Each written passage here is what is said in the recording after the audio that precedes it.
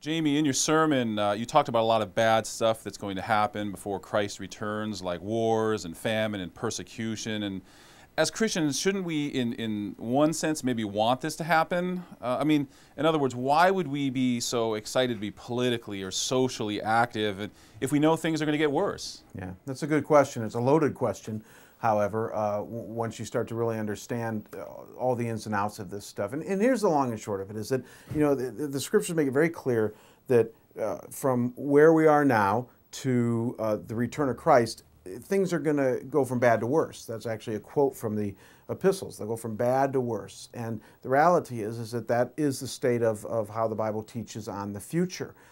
However, that doesn't mean that it's a straight line. In other words, it's more like this kind of line, just increasingly going down. That's the way I believe the Bible teaches about the end times. But because it's more of a wave pattern, at times getting worse, at times getting better, that's what the last 2,000 years have shown, that doesn't mean that within a particular culture or within a particular time or generation that we should not fight for righteousness. Of course we should, because we might be on one of those upswings. So even the history of America for the last 200 years have seen times where things looked dire, they looked bad. During the Revolutionary War, 17% of people went to church. It was an almost all-time low.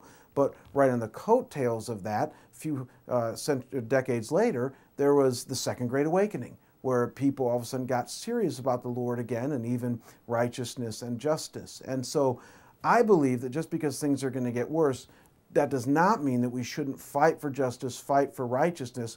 Of course we should, because we might be able to turn the tide to one of those upswings. It just means that at the end of the day, in God's linear plan, there is going to eventually be a time of great tribulation, and a time where no matter how much we fight, we're not going to change the shifting sands of culture. The die will already be cast. But it doesn't mean that we shouldn't do that, because we have no idea when that day is going to come or what that will be, or when that will happen. So to answer the question directly, I think we should be engaged in pursuing righteousness and justice within our culture.